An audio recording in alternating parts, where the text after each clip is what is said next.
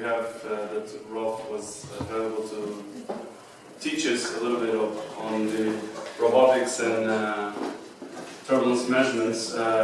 Turbulence is not just things for physicists. As I'm finding out, as we are processing some data at the moment from the seamounts, it's something with relevance to biology as well. And every time I do a literature search on turbulence, I found Lueck's name is everywhere. So Rolf has been working in turbulence for a long time.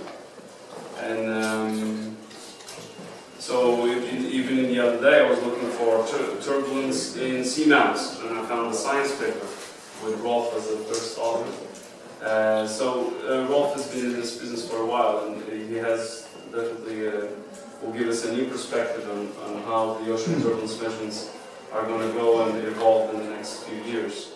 So thank you, Rolf, for coming and for showing us and giving us this view.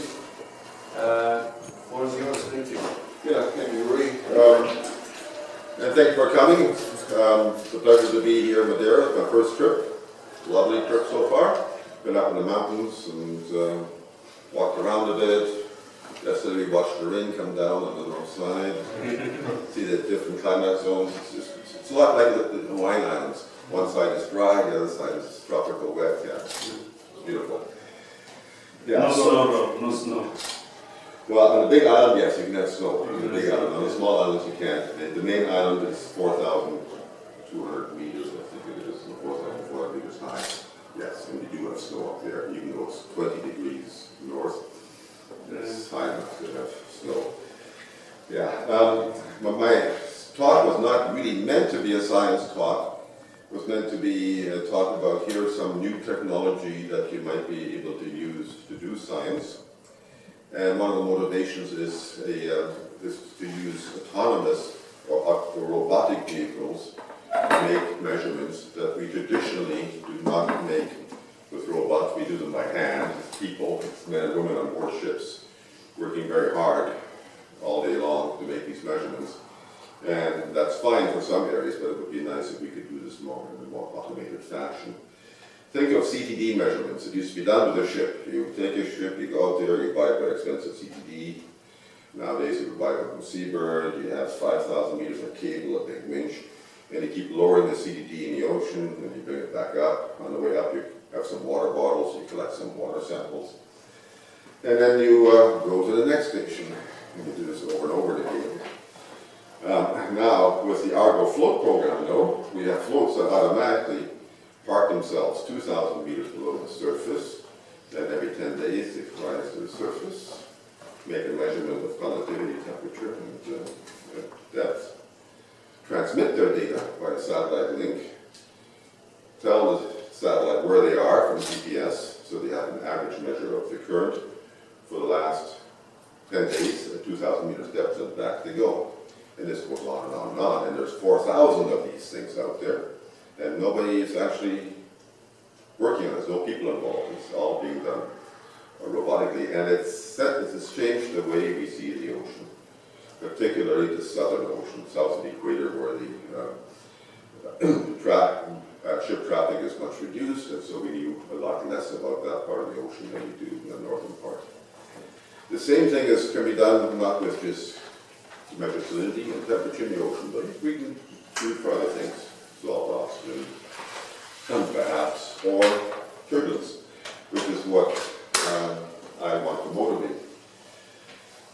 So, let me show you how it's now possible to get rid of the much of the human work in making these measurements and letting machines do it, where the humans concentrate on the results of science rather than the hard labor. Because going out on a ship is hard work, especially if you get seasick. I'm lucky I don't get seasick. But if you get seasick, yeah, you know what it's like. Okay, so that's my aim. So here's the traditional way of doing things when it comes to turbulence measurements. You take an instrument like a vertical profiler, such as two-tone here. This one is this is not the same, but very similar to what Rui has. You put it over inside the ship, and then you let the cable out faster than it needs it. So it's always a loose cable on the surface. And now the vehicle can fall freely without being connected to the ship. So it can make its measurements of velocity and temperature and other things. The reason that is so important is that the velocity sensors that we use, like all velocity sensors, are relative velocity sensors. If that platform that you have a mountain on shakes or vibrates, you measure that. That becomes your velocity signal. But you know it's not real. It's not the ocean, it's not what you want. And for that reason, you try to decouple the vehicle from the ship so it's a true free fall vehicle. So you give a cable fast enough, the ship can go up and down, it has no effect on the profiler, and it descends down to some depth that you want to go to, and then you stop and you bring it back to the surface, and you repeat the process, day in, day out. You need a team of about 3 people at a time working on a vehicle like that, and maybe 2 or 3 teams so you can work around the clock. Like 9 scientists on one ship, and the ship is now dedicated to that task and nothing else. It can't go out and make other measurements. So you can see it's going to be very expensive because ships cost about $20,000 to $50,000 a day, and people cost, well, it depends where you get them from, but people also cost. So it's very labor intensive. If you want to go really deep in the ocean, you need a vehicle like this one, which is actually completely free. You put it in the water, let it go, say bye-bye. When it gets down to a certain depth, it will drop some weights, comes back to the surface, and then hopefully you can find it. There'll be a radio beacon, there'll be a satellite beacon on it, and you go pick it up, bring it on board, read your data, get it ready for the next deployment. You don't do many profiles. You might do 2 in a day if you're lucky. You go down to full 6,000 meters depth. In the last 20 years, these robotic vehicles have become available, such as an AUV. There's one being developed in Porto, and we have a partnership with Porto on developing their vehicle to make these measurements. But we also have these gliders. This is the Slocum glider. It's not the only one, but it's certainly one a lot of people use. It changes its density by with a buoyancy engine. It either pumps oil into a bladder that's exposed to water, and that makes it light because oil is lighter than the water, or it takes the oil that's in the bladder and pulls it back inside and makes it dense. So first it pulls it back in, and it starts to go down. Once it gets to about 1,000 meters maximum, it pumps out oil, and suddenly it becomes light. It moves the battery forward, and it glides up. And you can repeat that process for months, like 3 to 6 months. You can do that. So it'll always be a zigzag pattern, about 30 degrees, 20 degrees angle, up and down, and you can do that forever, about 6 months. That's amazing. Now, of course, it'll come to the surface every now and then, according to how you program it, and say, this is where I am, want me to continue or not. But the thing is, it's now the robot, the ship, if you have a ship out there, it's free to do other things. You may not even have a ship out there. The ship may have come back to port, maybe doing something else. You're back in your office, but you're getting the data, which is nice. Okay, then finally there's, of course, the floats, the Argo type floats. This is sort of what you're looking at in terms of size. This is a lot like here's, that's a BNP 200 or something. It's about the height of a person. And it's got little drag brushes in the back. It has a cable on it. The drag brushes is to stabilize it and control its fall rate. They typically fall between 50 and 70 centimeters per second. You pay out the line as fast as you can to keep it loose on the surface. And then you pull it back up. It's fun the first few times. Yeah. So, in comes this very dangerous weapon. So initially, when I was following the development of these gliders and AUVs, it looked to me like what the developers of these vehicles were doing is they're developing a solution that was looking for a problem. Because they had not any particular problem in mind, but they said, hey, we've got this thing, it'll go through the ocean and do this and that. And at first, of course, it was rather unimpressive. I saw one demonstration where they put in the ocean it wasn't a glider, it was an AUV. And there was 10 people, engineers and technicians, on a separate little boat right behind this thing, just in case something went wrong. So things have evolved, and there's no longer do we have that many people chasing. But it was initially very, very shaky, very uncertain. These gliders, this is one made by Web Research, now owned by Teledyne. They have made about 350 of these gliders already. And they have lots of experience. And when we approached them, they said, look, we have something here that we'd like to put on top of your vehicle. Looks like this, it's neutrally buoyant. This is very important. If you're going to make this technology, it has to be neutrally buoyant because these gliders don't have a lot of carrying capacity. They're not big trucks. They are light little vehicles. And they said, yeah, we can put that on top because we used to have a buoyancy engine up there. Looks just like your thing, so we'll just adapt that and put it on there. And so we tried it out. Now, we've also done this with many other vehicles. I'll just quickly show you some of the other ones. This one is the vehicle that wins the Best Color Award. This is a sea glider, which was developed at the University of Washington, the Applied Physics Laboratory in Seattle. Now, Kongsberg has the rights to manufacture it, and they are very keen to cooperate with other manufacturers to put whatever we want on them. So in this case, we put one of our sensors here and there, on the other, straddling the conductivity cell that they have on there from the receiver conductivity sensor. This is where the stuff belongs, rightly. But that was too much of an immediate engineering challenge to put our instrumentation down here.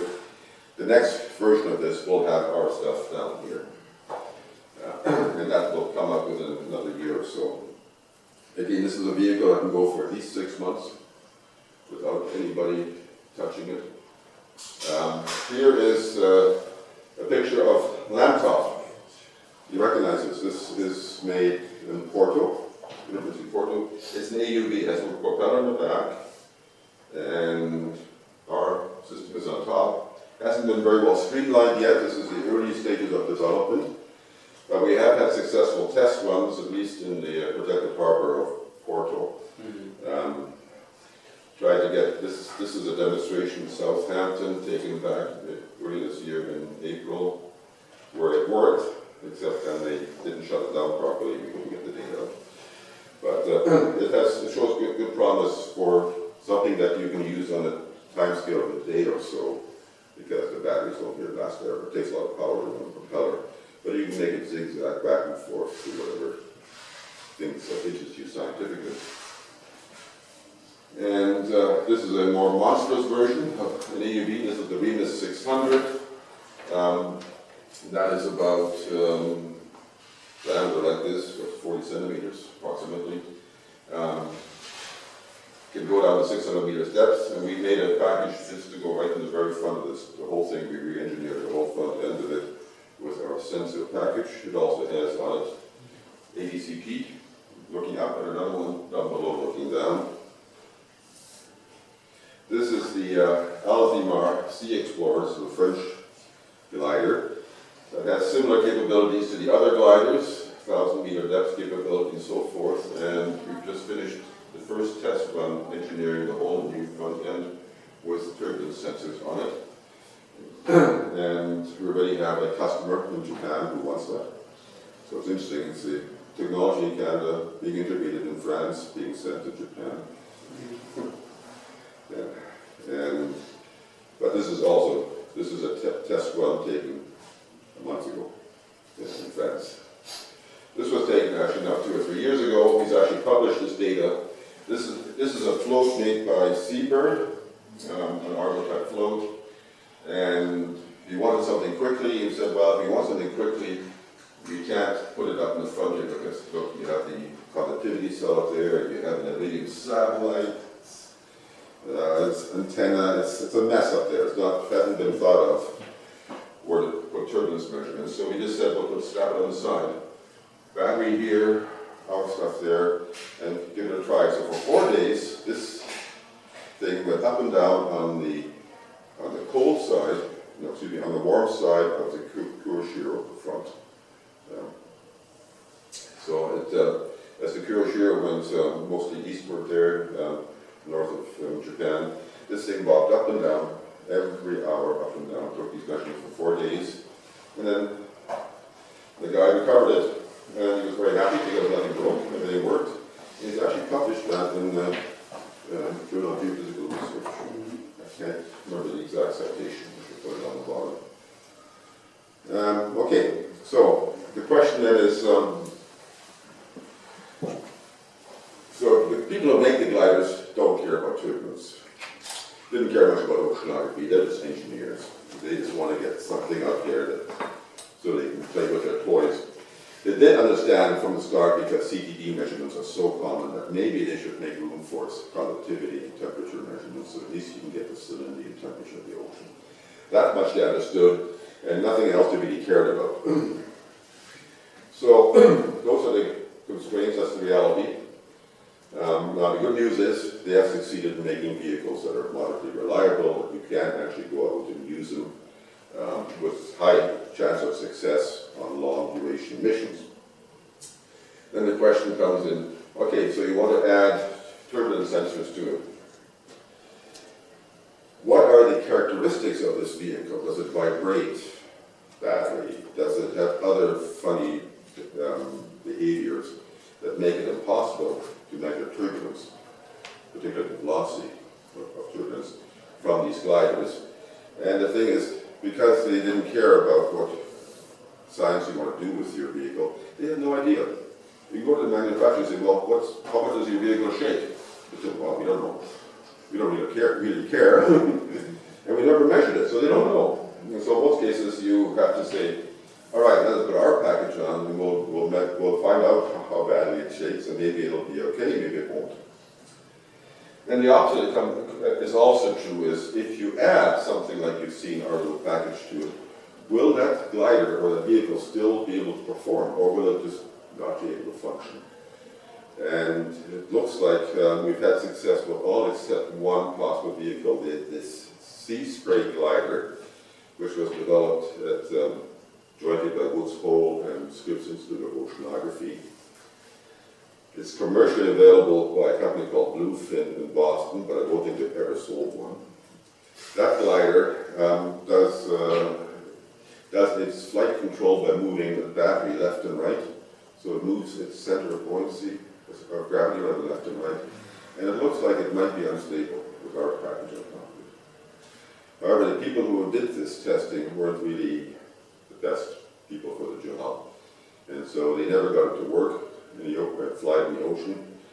It doesn't mean that it's a complete disaster. It may be able to make it work, but we don't know. All the other vehicles, yes, you pay a price for it. So with the glider made by Slocum, you lose about 20 to 30% of your duration of your mission. So if you have enough battery power there to run for 6 months, you probably have to settle for 4.5 months once you put it on. So there's a price to pay, but it's an acceptable price. And let's ignore that. Maybe it's time for people who build these vehicles to think about the fact that really nobody cares if you have this vehicle other than it's a means to do science, to make measurements in the ocean. It's not just a means to show off, hey, I can do this. What can I do with this? And it's time for them the manufacturers to grow up and think about the fact that they are providing a service vehicle. They're providing a truck, not a luxury sedan, but a truck or a lorry, or whatever you call it, this part of the world. It's there to service you as a scientist, to take your instrument and bring it to interesting parts of the ocean. So, I guess one you can ask us, all wonderful, that's great technology, but why do we bother doing this? Is there a purpose behind all this? Is there some science that we can do with this? And the answer is that turbulence is somewhat important to the ocean. I think it's very, very important.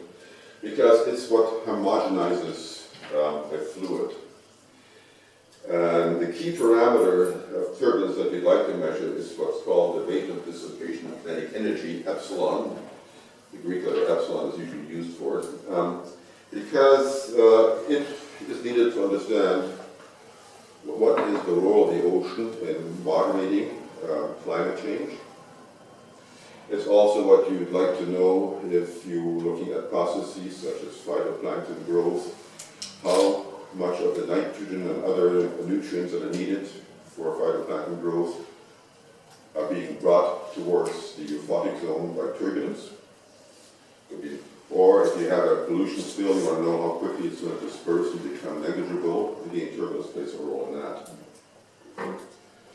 So, and the purpose of all the oceanographic measurements that have been done of turbulence are really to get at this single parameter, the rate of dissipation of kinetic energy, which is because whenever there is turbulence, which is generated by some instability in the ocean, eventually that energy gets wasted as heat, friction. That's where everything goes, friction. Without friction, life could not exist. And friction is the ultimate sink for all the energy that is in any mechanical system, including the ocean. So here's how Leonardo da Vinci saw turbulence many years ago, which is rather a chaotic thing. You have personal experience with turbulence. You probably have seen it when you drink your coffee.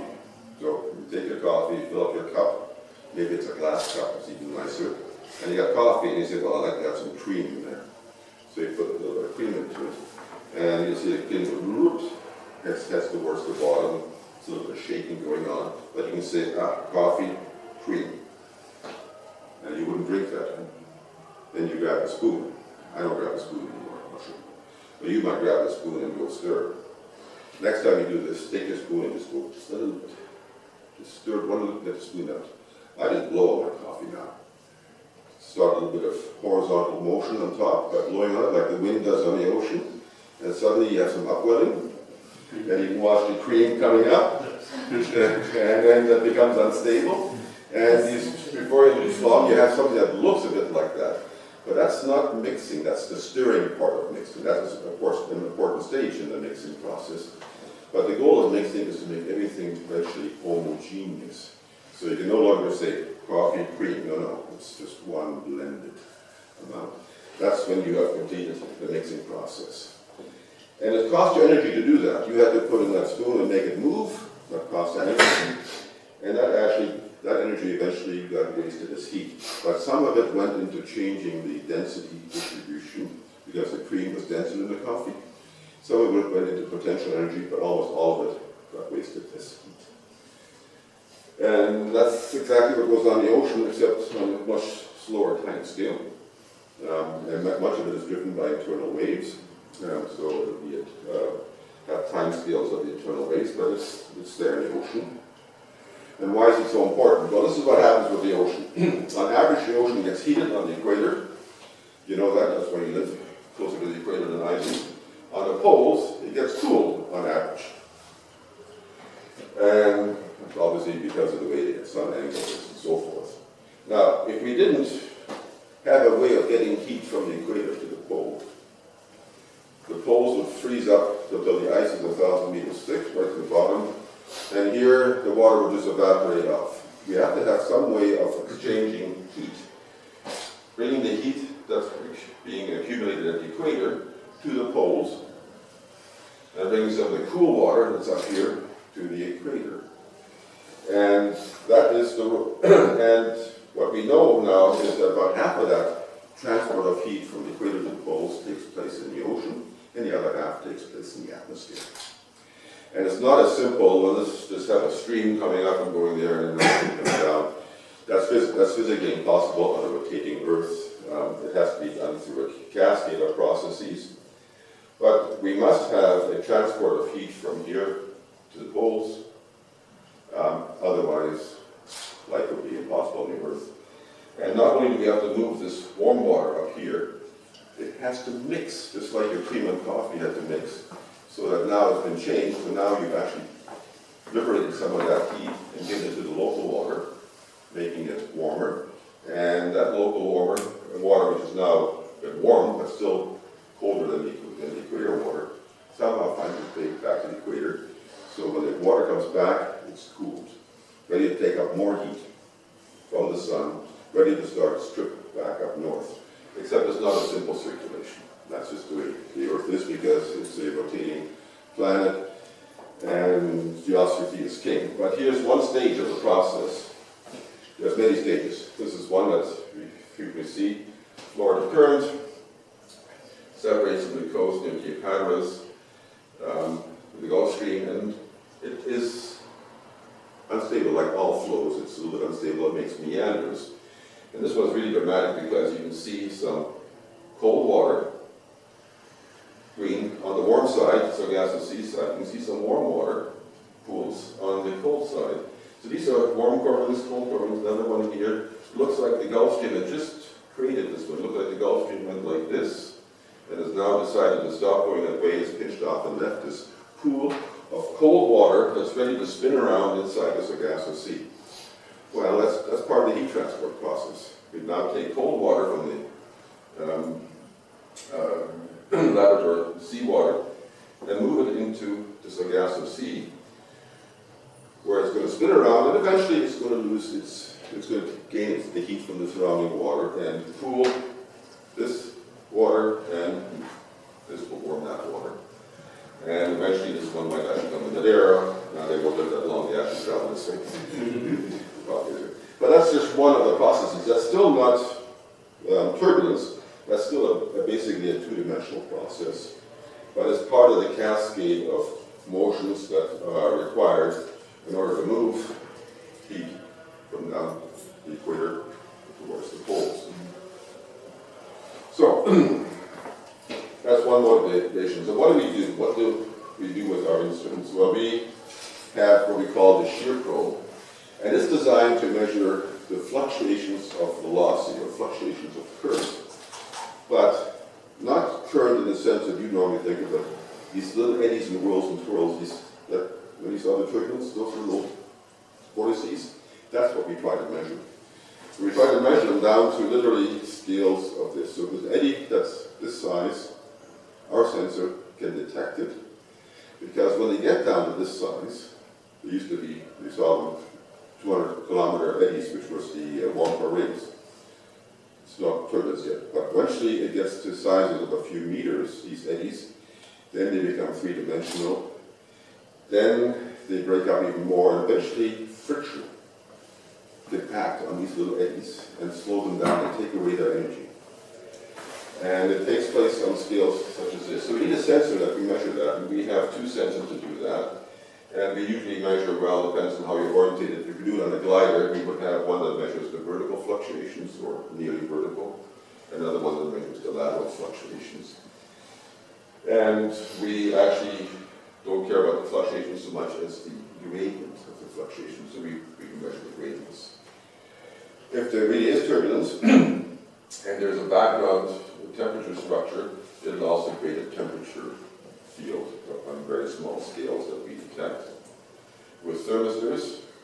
And of course, we measure the vibrations of our platform, because the velocity sensor is a relative velocity sensor. If the platform is vibrating but the ocean isn't doing anything, it's static, we still have a signal. That signal is meaningless, it's just a result of a poor vehicle. That signal has to be subtracted from the measurements. In most cases, that's a very small factor, but it's still measured. And of course, we want to know where we are in terms of depth, and we want to know how we're oriented. So this is a standard package, but not exclusively the only thing that we can measure with our vehicle, with our systems that we put onto robotic vehicles. And the sampling rate is rather high, especially if you're a biologist. 512 samples per second. It's a lot of samples. And it requires a further storage, but it's easily done nowadays.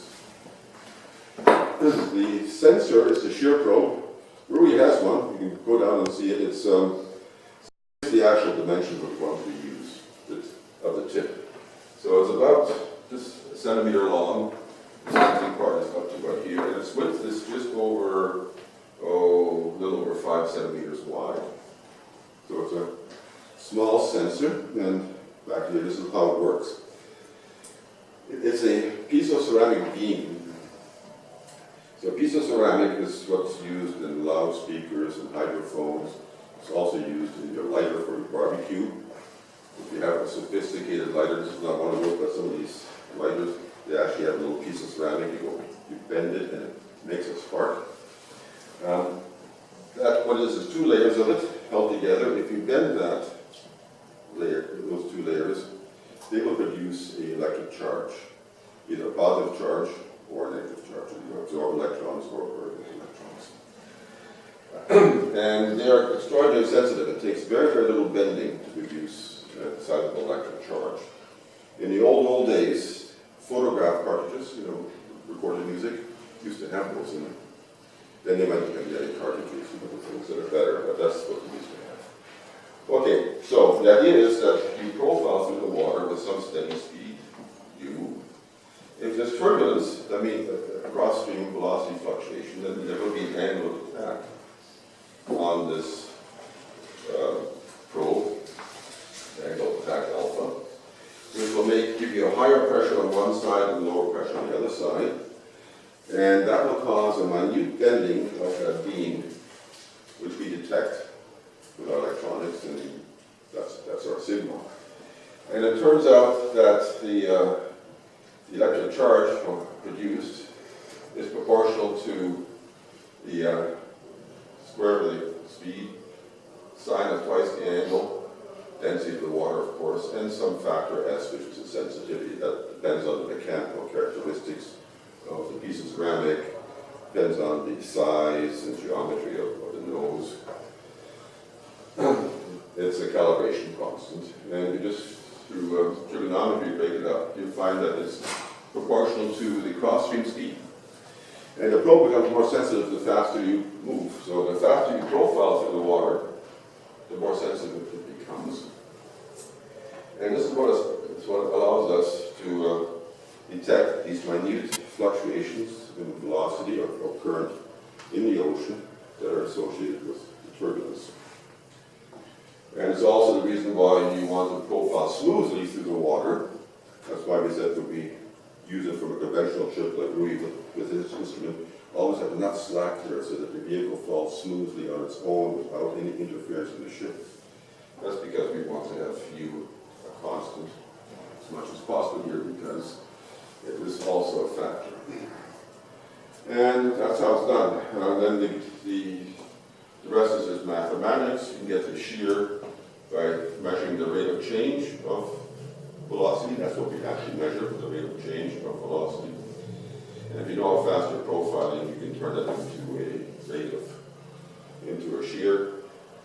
And in isotropic turbulence, the variance of the shear is what gives you the rate at which energy is being lost in a thermodynamically irreversible process of friction. And that's what all the models want, that's what the scientists want, that's probably what you would want in order to calculate what is the critical flux of nitrates into the euphotic zone to see whether your phytoplankton is going to grow and thrive, to be eaten by zooplankton, I suppose. Okay, I'm not a biologist. Okay, so what are the restraints are? The restraints are that the angle of attack should be less than 20 degrees for this probe to work. The vibration should be less than a 1,000th of 10 to the minus 4 gravity, so very, very little vibrations in a frequency range of 3.3 to 50 hertz. One additionally buoyant internal recording, and you have to have capacities of the order of 128 gigabytes, which now is becoming possible. We've only been able to do 64 until now.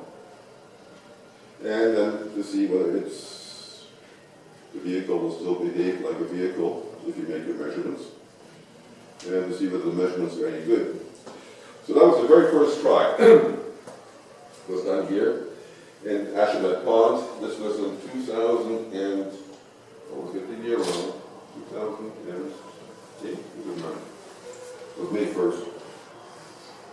We just checked. Does it say here? So this was the very first try. So this is Lueck. He's a research scientist. He's now with Small Oceanographic Institute.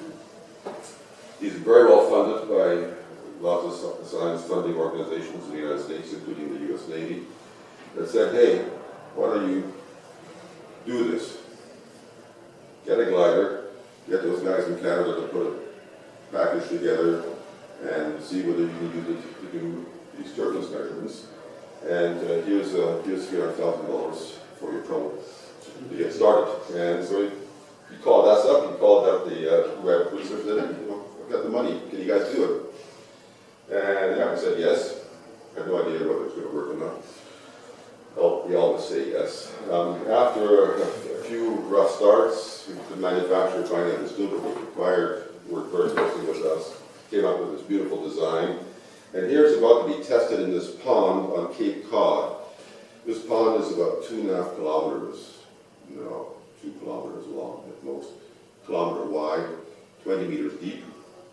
And 2 days before this test, there was a huge storm front went through Cape Cod, and it was windy, like 60 knots. It was really, really bad wind. So this pond got really stirred quite vigorously by the strong winds. Luckily, things had settled down. It wasn't too windy when we got there, but it had previously been very, very stormy in that area. And so we gave it a try.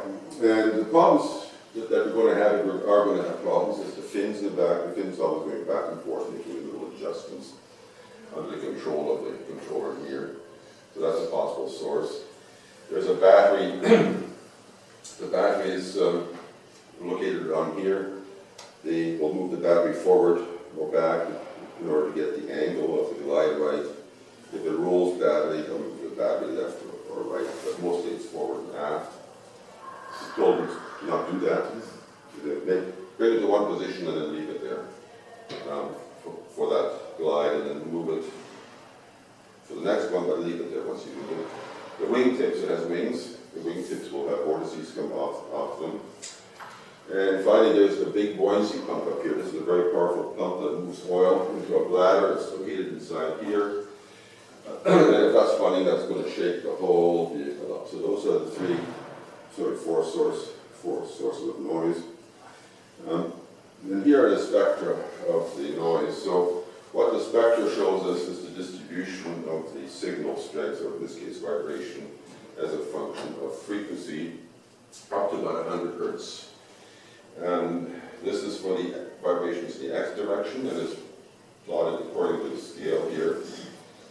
For the two other directions, the vertical and the lateral, they've been artificially moved up by 2 decades just for clarity, so they don't interfere with each other. But this one's drawn to scale. And when everything is quiescent, you have the thick line, and it's close to what we were hoping would be the noise level. In fact, this is actually the noise level of our ability to measure vibrations with the sensors we had at that time. When the pump is on, you get these huge vibrations at higher frequencies. And when the rudder is moving, you have these things here. It also makes noise at 30 or 25 hertz and also near 80 hertz. So there are obviously detectable vibrations from the rudder and the pump. But it didn't look all that bad. Well, yeah, we also had a bet before this. The golden number for dissipation rate is 10 to the minus 10. That's what the best instruments were being able to measure, conventional instruments at that point in time. 10 to the minus 10 watts per kilogram. And that's actually meters squared per second cubed. So that's the measure of, if you have a good instrument, 10 to the minus 10, you can measure that. You've done a good job. So the prediction was, well, what are we going to get here? And the Lueck who paid for all this said, I'll be happy with 10 to the minus 8, factor of 100 higher. My business partner, now my president, said 10 to the minus 9, and I said, I won't be happy unless I get at least 10 to the minus 10. And they said, well, that'll never happen. And it's a good reason why everybody was wrong, which we'll see in a second. So here's a piece of data from one glide. So first look at the temperature. It's been offset here. So this temperature is about 10 degrees. So you see the scale down here. This moves things halfway. It's near 10 degrees up here. This is the leftovers of the surface mixing layer from the storm that came through 2 nights before. It created a very, very sharp thermocline. Like within distance like this, the temperature changes by 2.5 degrees. It's very, very sharp. And then there's the leftover winter thermocline down and deeper down below.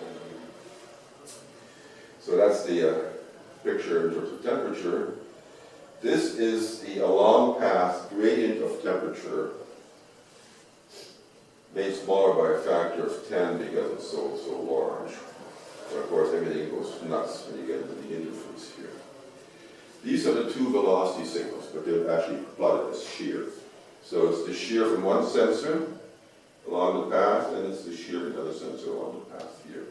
Here, I'm showing the full signal. And right away you say, oh, this is not working very well. We have these vibrations here, quite regular. That can't be nature. This must be your vehicles, and it's true, it's the vehicles, not nature. You see it more in one signal than the other one. One measures the lateral, another one measures the vertical. It's a little bit better here, but you also have this here. So this is the fin actually, that's actually causing that. Here it's the very same signal as you see there, but it's been low pass filtered at approximately 20 hertz, because almost all the signal of interest will be below 20 hertz. And you notice that it's all gone. This stuff here is very high frequency vibrations. Yeah, they're there, they're strong, but they're not in the band that interests us for science. And so we can live with that. So they're actually basically between the signals here. So that was nice. So then we looked at the actual spectra of the shear. So the spectra tell us how the variance of the shear is distributed with respect to frequency. The area underneath these curves, it's in a logarithmic coordinate system, so it's kind of hard to do the area in your head. But the area underneath the curve is a measure of the variance, and from the variance times the 15 halves times the kinematic viscosity, we get the rate of dissipation. This is in the surface mixing layer, where we have the measured signals in the thick and thin lines. The thick line is the thin lines are the actual spectra the way they are. The thick lines have been corrected for vibrations using the vibration grading technique. The only place where it makes a big difference is up at these very high frequencies. The black line is a reference line for what's theoretically expected for turbulence in a natural environment, and that's shown here. We have actually a really fantastic spectrum. The dissipation rate is 5 times 10 to the minus 8. 5 times better than what Lou wanted, but I figure if you can't measure that, you can't measure anything. So that's good that we've got it for comparison, but this is no real test of our technology. Then when we go to the deeper water, that's below the thermocline, where it's very quiescent, there's the spectrum again, and the difference is here. The corrected ones and uncorrected ones are thick and thin. And they both, again, come close to what's theoretically expected. And the dissipation rate is 3 times 10 to the minus 11. So they were all wrong, including myself. I was still too high at 10 to the minus 10. And then we thought about it and said, well, why is it so good? And the reason is very simple. When the people design these gliders, their number one goal was to maximize the mission distance traveled. How do you do that? You do that by making a very, very smooth, well-designed, hydrodynamically nearly perfect vehicle. Because every little bit of drag will reduce your travel distance and make it less attractive. So they were designed right from the start to be hydrodynamically smooth. Whereas us manufacturers making these beforehand, we didn't pay a lot of attention to hydrodynamic and smooth profilers. For one reason being that every customer wants everything on them. They want the kitchen sink, they want this, they want that. Before you know it, there's no point in making it smoother. So they were never really made totally smooth from a good engineering point of view. The gliders were. And so it actually performs better than the biggest instrument that's ever been made before. One way to reduce vibration is to make the instrument big. Make it massive, you get a lot of massives and shake as much. But even compared to the most massive previous instruments, this is still better. Because that's one thing we did get from the engineering effort. There may have been a solution looking for a problem, but they certainly had nice hydrodynamic characteristics. And for that reason, it's performed extremely well. So, yeah. And now there's several dozen of these flying around the world doing these measurements. But that was the very first test in 2008. It might have been 2009, it was May 1st. This time of year. So that was, so it would be 8 years ago. Time flies. Okay. How much do we have in terms of time? What do you think? I'll quickly show you a few other things that you can do with these gliders. So recently we had a workshop, and Stephanie Waterman, she's a scientist at the University of British Columbia now. She has a glider. And she used it off the west coast of Vancouver Island, on the west coast of Canada, in the Pacific Ocean. There are some very steep canyons that come right up the continental slope and onto the shelf, in fact. And she was taking this glider and flying it above one of these canyons and then going into the canyon. So this would be, when she gets to about 140 meters, she's below shelf, because it's a bit of a canyon. So she's below the shelf depth. And so this is the dive from one of her dives. So she's starting off near the surface. Just the usual thing, we have turbulence on the surface due to the wind mixing. And then when she gets to the depth of the shelf and enters into that canyon, all hell breaks loose. All kinds of vigorous turbulence mixing inside the canyon. This makes a very convenient platform for studying that. And those are probably driven by the semi-diurnal tide, bringing water up and down the canyons. But it's a nice application. This was not even known that there's issues with canyons until the mid-1980s. But by chance, we actually made some measurements in canyons and found in Madeira Canyon and thought that, well, there's lots of turbulence going on in these canyons. So now we have a vehicle that can do this, routinely, day in, day out, to study that process. So, a nice example. This is what her spectra look like.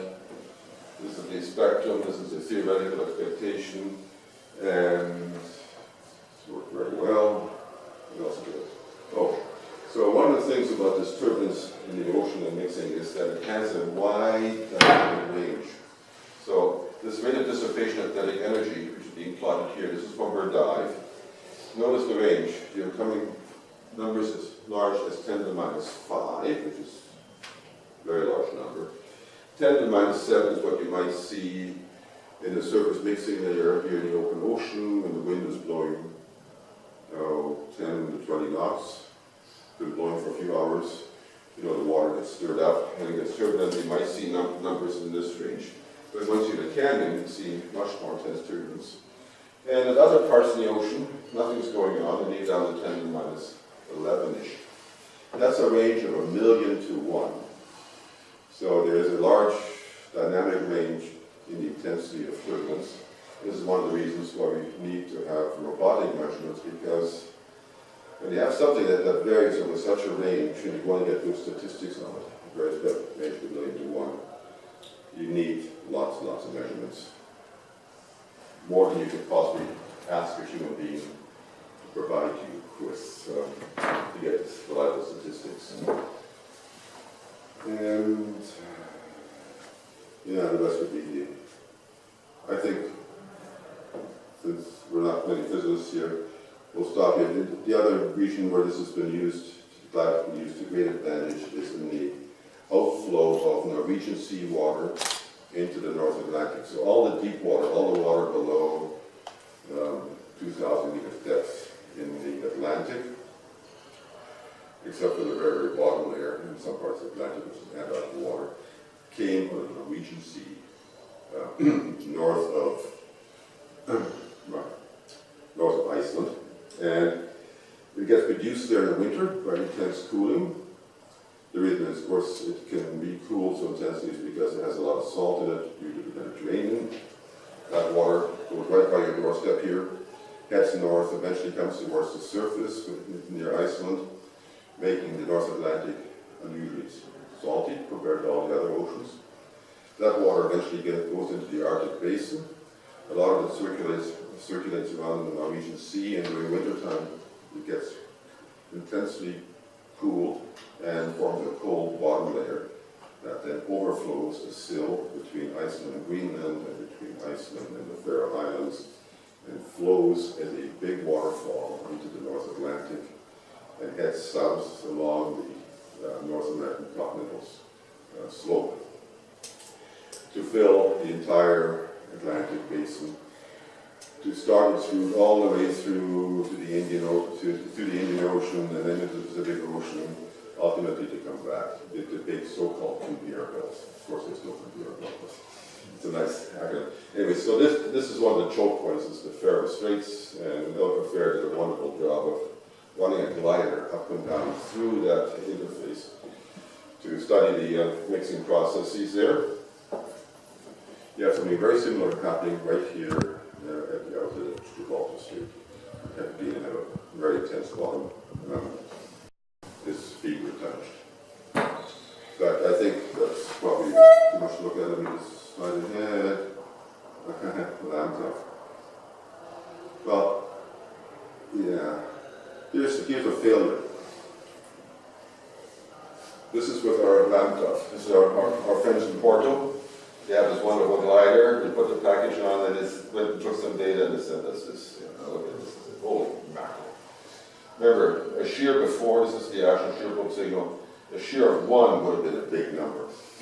We had 400 instead. That's it, you guys are crazy.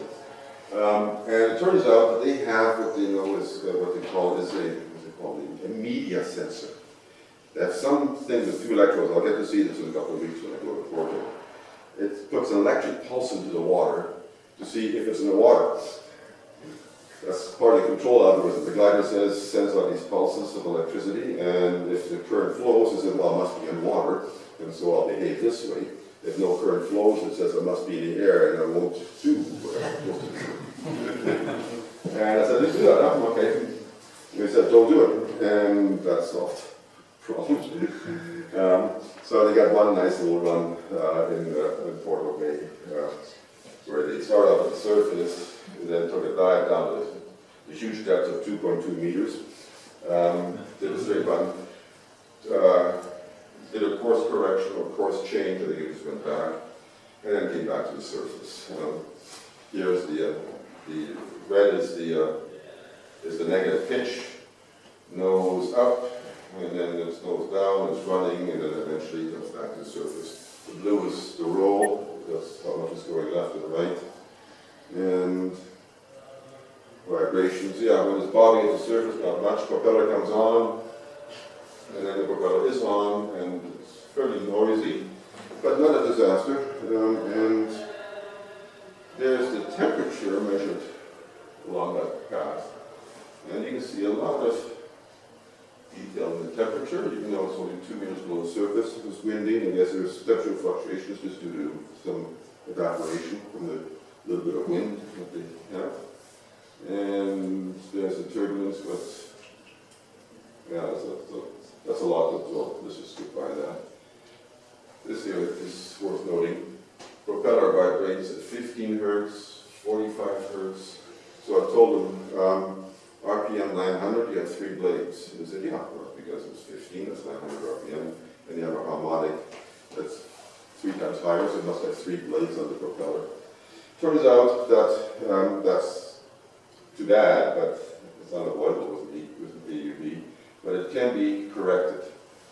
So the spectra here are contaminated by that, but we can measure from the vibrations that we measured, we can subtract that out, find what's coherent, subtract out, and get the true signal from it.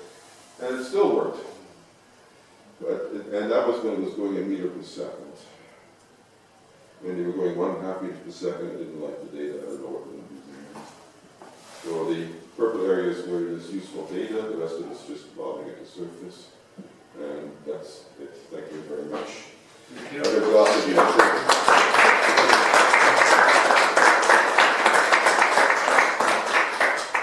So you can measure turbulence with this LA, because Yeah, no, it's not going to be as good as a glider. no. We're not going to get 10 to minus 11, but we can probably get a few times 10 to minus 10. Yeah. Now the biggest problem still with the AUVs is that they're nervous, right? So they make it buoyant. So if everything goes wrong, the engine shuts down, the thing just floats to the surface, and then you put the binoculars up and look for it, so you can find it. But if you have a vehicle that's buoyant and you want it to go to a certain depth, it has to put its nose down and propel itself forward. And by having the nose down, there's a hydrodynamic suppression force to overcome the buoyancy that they want for safety reasons in it. And so it's going with a rather steep angle of about 8 degrees at the moment. I'd like them to cut that down. That's one of the things I'll discuss with them. They cut that down to maybe 4 degrees, would be better.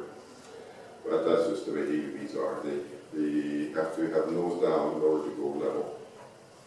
So like the airplane actually has to have its nose up slightly in order to fly. Well, actually, they make the wings curve in the airplane so it can go like this, but it needs to have lift. And so this thing needs to have negative lift. Because they're nervous about it and they want it buoyant, so when all goes wrong, it'll somehow come back to the surface. Yeah.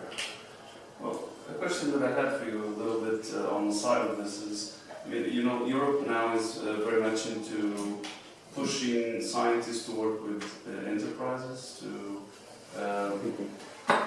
pass some knowledge into the productive economy, as they say.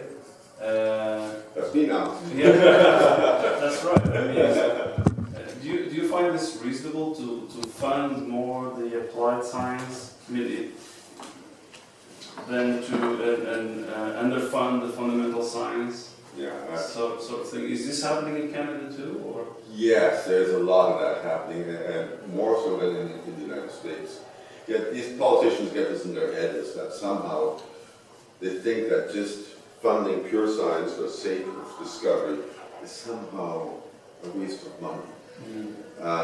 Don't know where they really get this notion from. So they think, well, in order to help sell the idea to the voters, the public who doesn't really care that much about sciences, they say, well, of course it's going into these employment things. Employment seems like it's always good. Sounds good. It sounds good, but but it isn't. I mean, there's some things. It is so important that we put money into fundamental research without any strings attached, saying we want to have the next thing developed here. Just find out what's going on with science, and the rewards will come from the pure science itself. Imagine that we told people that our physicists back, I can only speak for physicists, I'm not biologists, but back 100 years ago, okay, you guys, I want you to develop the transistor. But instead it's okay, well, you see these funny things in the spectra of excited atoms, and you have difficulty explaining why you have these distinct levels. Well, work on that and figure out what it is. Eventually out comes the laser, the transistor, the computer. Those things come naturally from that. You can't force that. They will come naturally just from understanding fundamental science better. So I'm against this. As a taxpayer, I think it's silly. I see why they're doing it, but I think you should fund the science, let the scientists then say, okay, this is the science we want to do. You, Mr. Private Enterprise, what can you do to help me? I think that's fair. But not to say, you've got to go to this guy over there because he's private enterprise, he's employing people. Now, figure out what kind of sounds you can do with that. You know, that's putting the cart in front of the horse instead of the cart. Yeah, well, yeah, but it's happening in Canada. It's unfortunate. Yeah. Yeah. Well, a company like yours will be perfect to capture some of these funds because you do some fundamental science. You need some fundamental science to But we develop further these. Sure, there are things that the research community should do that we would find very useful, which they would do it, but I mean, you can't push them to it. I don't think the government should force them into doing things. Do you try to, Rockland, do you try to capture some of these funds? Or? No, the Canadian government does support companies like ours to do certain developments, but it'll be done from the point of view of, you think there's a commercial aspect to this, and if there is, we make the case, they'll say, okay, we'll give you some funds, but you got to put at least half of it yourself. To do that, yeah. True. That's directed to companies like us, not directed at the research community saying, you must partner. Yeah, that's right. That's the part I would never. Huge mistake. Yeah, that's a huge mistake. Yeah. Sure. If you have companies that are doing interesting technology and they can make a case that there could be a commercial product there, sure, give them some help. Find people. Yeah. Any questions, you guys? What could be the drawbacks of adding a battery to the micro-rider to not drain the bladder battery? Well, that's a really specific question. What is the drawback of putting a battery in the micro-rider? It would increase the weight of the micro-rider, but is that a big drawback or it's something we could live?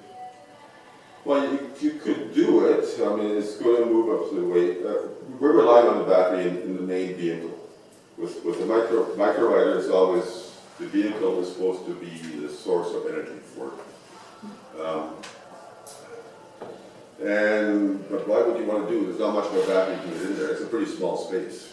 Yes, but if you could increase the place or the tube by 10-15 centimeters, the 30% of the mission, the time that the battery drained by the micro-rider, that decreases the mission. Yeah. Could it be improved? If the micro... Yeah, but that's not, I wouldn't do it that way. I would just add another section to the main glider, put a bigger battery into it, or buy the lithium, the better batteries. There are now lots of choices of batteries when it comes to gliders. There's the primary lithium, the alkaline, of course, but primary lithium and recharged lithium. I would put the effort there. You know. Whatever you add mass, try to add it as low as possible on a vehicle and make it stable. Just like a race car, you want your mass down low so it doesn't roll over too much. As far as turbulence, I mean, we have an instrument here. So in the cruises that we are going to do within the observatory, we are going to use this. So if you have any ideas, what would be good context to evaluate to your different organisms?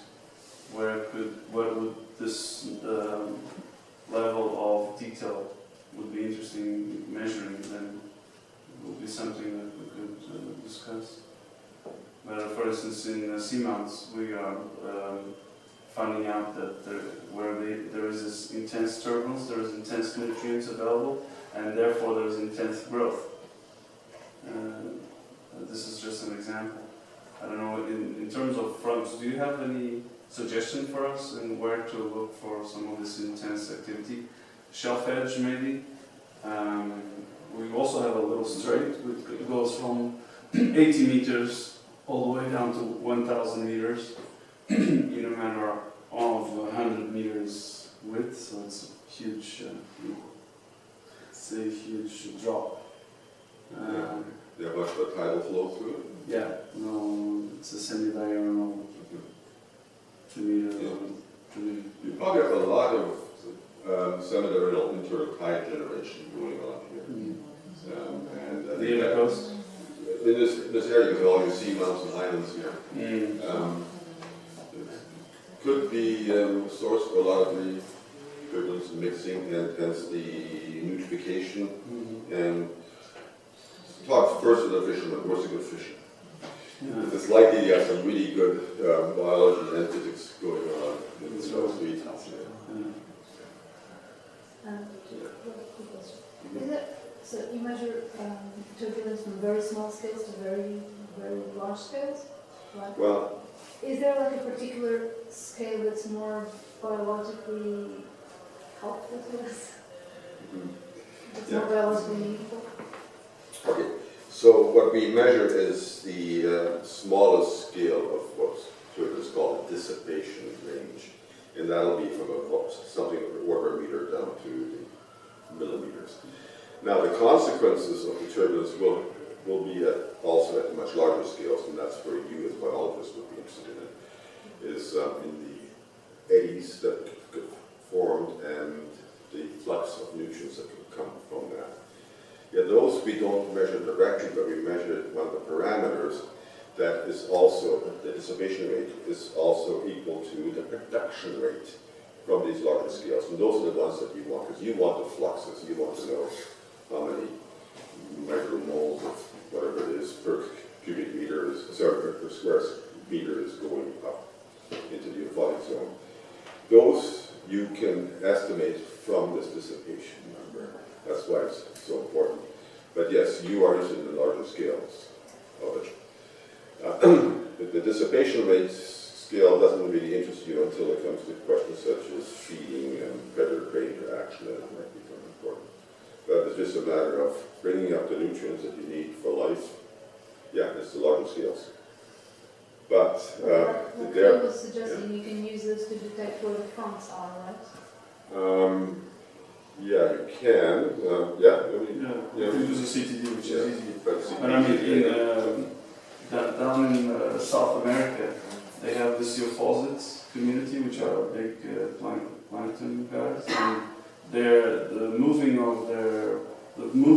of these organisms in layers, they themselves generate turbulence, and they use them as a proxy, they use dissipation rate as a proxy for to measure the intensity of the activity of the geophysics in these layers.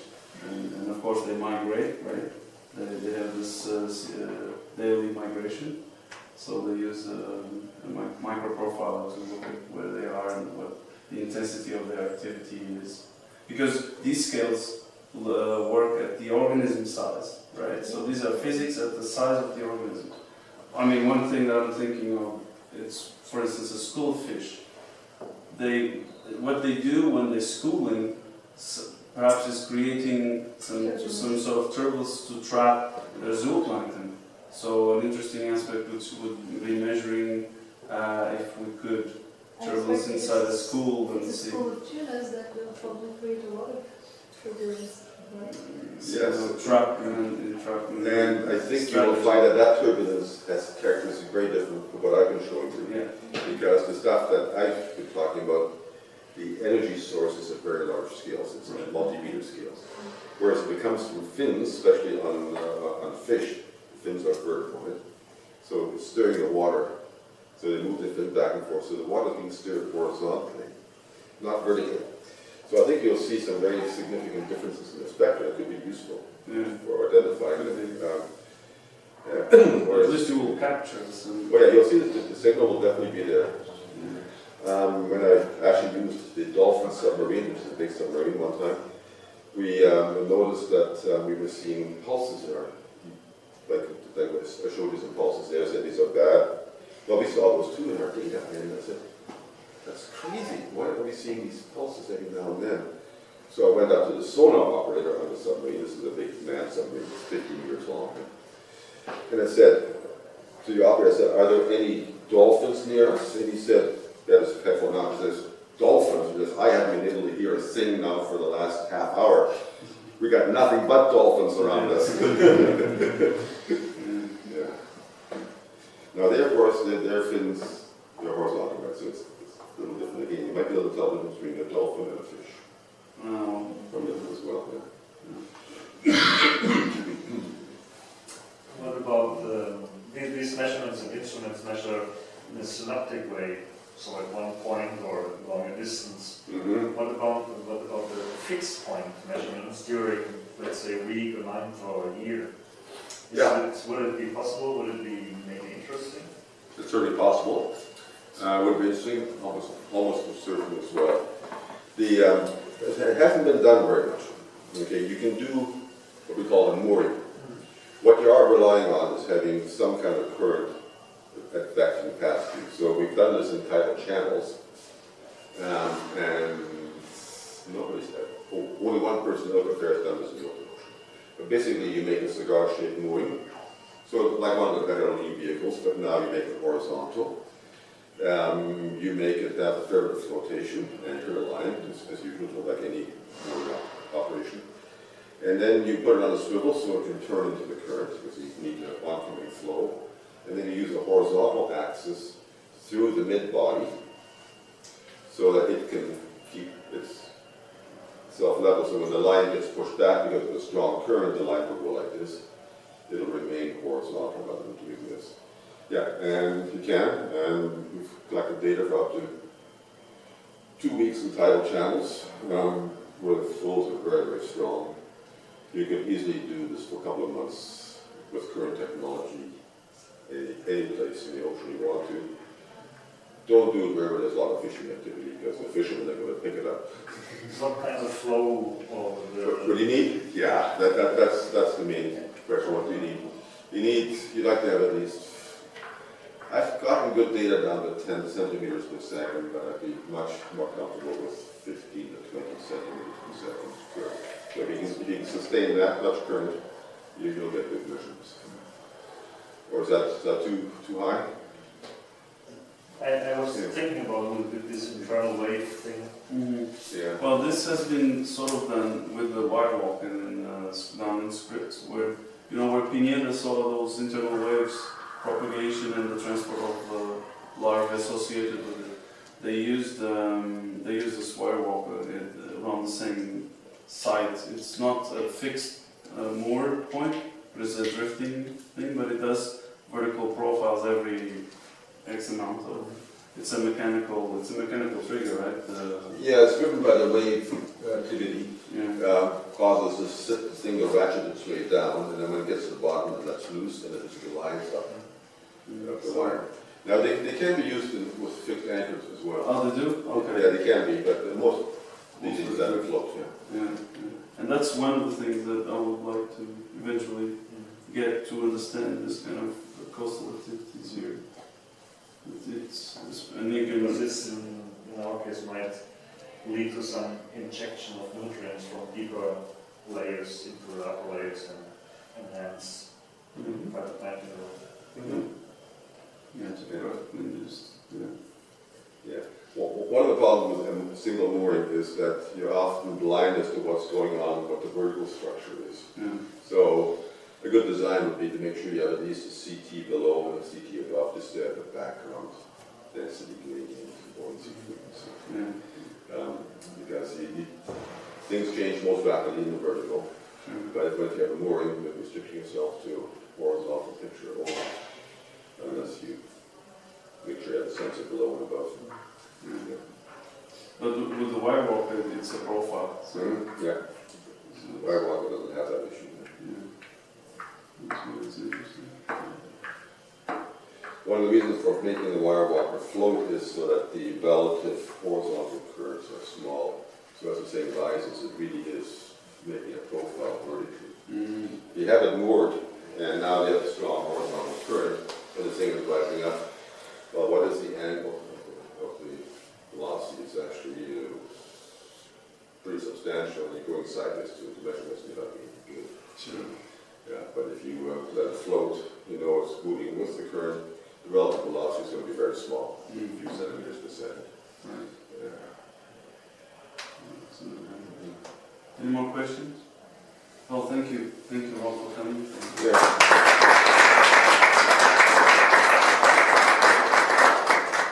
Thank you for your patience.